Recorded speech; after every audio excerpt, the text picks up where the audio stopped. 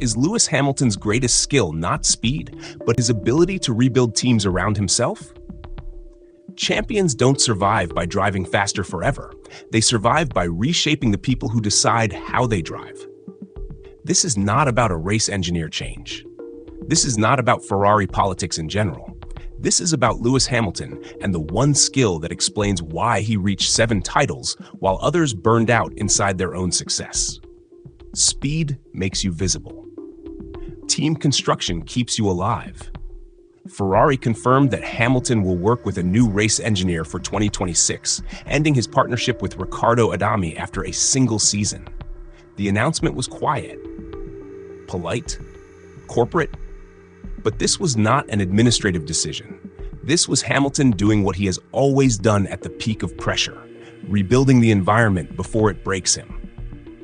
Why 7 titles require more than talent? 7 championships do not come from peak pace alone. If they did, the grid would be full of 7-time champions. What separates Hamilton from almost every elite driver of his era is not that he was the fastest every year. It is that he never allowed the structure around him to stagnate. Champions who rely only on speed age out. Champions who rely on control extend their relevance. Hamilton learned this early. At McLaren, he absorbed systems. At Mercedes, he reshaped them. At Ferrari, he has no intention of waiting. Hamilton understands a truth most drivers learn too late: cars evolve, regulations reset, engineers rotate. The only constant is communication architecture. Hamilton understands that championships are not won on Sundays alone. They are won in how information flows on Fridays, Saturdays, and under stress. That is why he is dangerous deep into his career. He does not chase raw dominance anymore. He chases clarity. And clarity comes from people, not machines. Why the engineer matters more than the car at this stage in his early career: Hamilton could overwhelm systems. At 41, that approach becomes inefficient. Now, the margins are tighter, the risks are sharper, the tolerance for delay is 0. This is where the race engineer becomes critical. The engineer is not a messenger. He is an extension of the driver's decision-making. Hamilton does not want explanations. He wants anticipation. That expectation is not arrogance. It is the survival instinct of someone who has seen how quickly momentum collapses when communication slows. Why this partnership never settled? Riccardo Adami is a capable, experienced Ferrari engineer. His reassignment was not a demotion, but he was shaped by Ferrari's internal culture. Ferrari engineers are trained to respect hierarchy, confirm decisions operate within defined lanes. Hamilton operates differently. He expects compression, immediacy, decisions made before consensus forms. This mismatch does not create explosions. It creates friction that never disappears.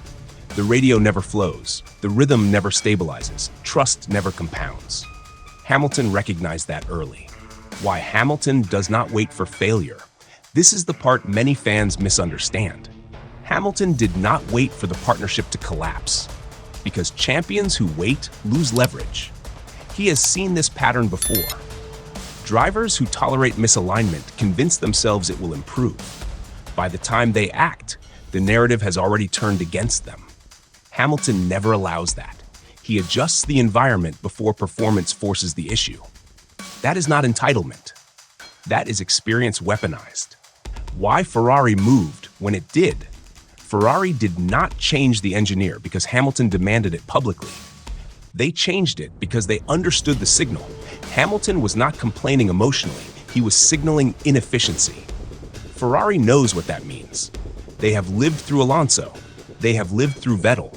They know what happens when a driver loses belief in the communication chain.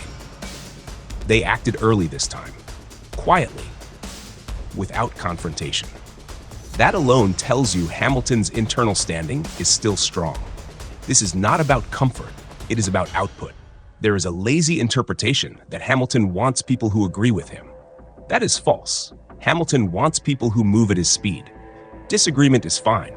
Delay is not. At this stage of his career, every extra radio exchange costs mental bandwidth.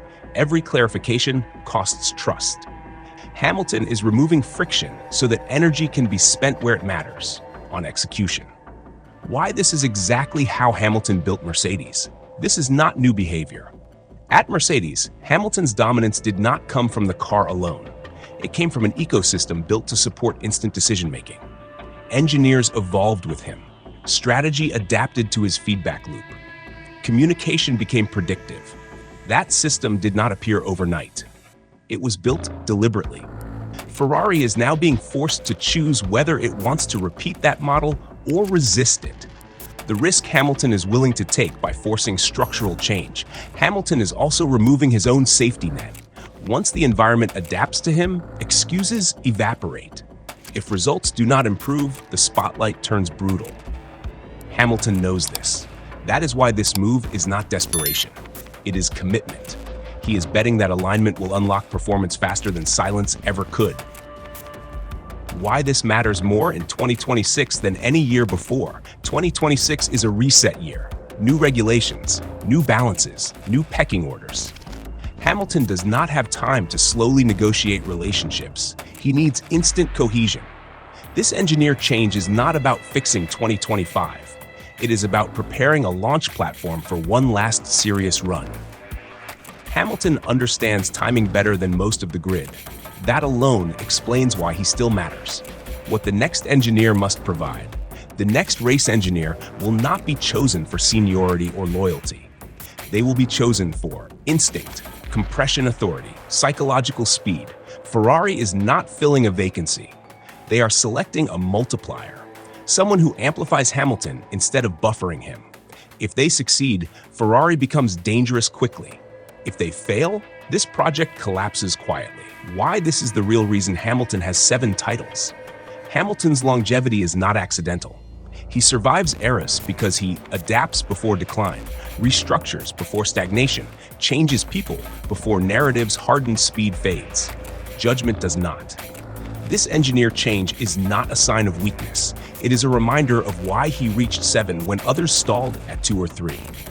The deeper consequence for Ferrari now faces a decision it has avoided for decades. Do they allow a driver to reshape their communication spine or force the driver to conform and accept the consequences? There is no neutral outcome. Either Hamilton pulls Ferrari closer to modern championship behavior, or Ferrari proves that legacy still outweighs individuals. This experiment will leave marks either way. The real story going forward, this is not about whether Hamilton likes his next engineer. It is about whether Ferrari is willing to operate at Hamilton's cognitive speed. If they are, the results will come quickly. If they are not, no amount of talent will bridge the gap. Hamilton understands this. That is why he acted. If Lewis Hamilton's greatest strength has always been team construction, not raw speed, does Ferrari truly understand what it has invited into Maranello? Is this engineer change the foundation of Hamilton's final competitive surge, or Ferrari's last controlled experiment with driver-centric power? And if Ferrari adapts but still fails, will history judge Hamilton for pushing too hard or Ferrari for moving too slowly?